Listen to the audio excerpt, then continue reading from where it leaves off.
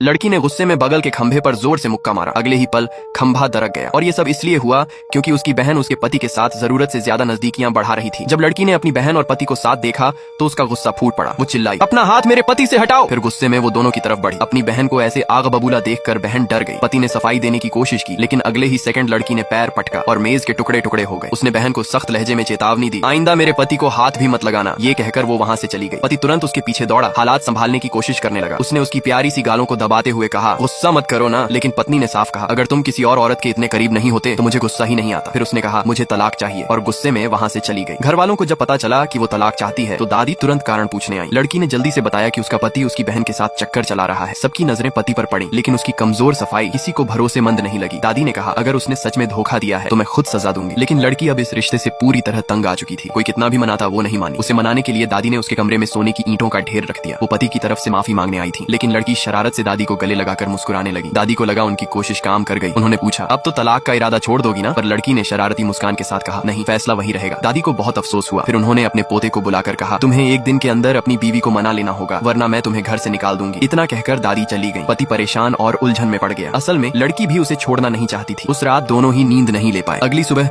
जैसे ही लड़की सूटकेस लेकर जाने लगी, पति ने हिम्मत जुटाई और उसके सामने खड़ा हो गया।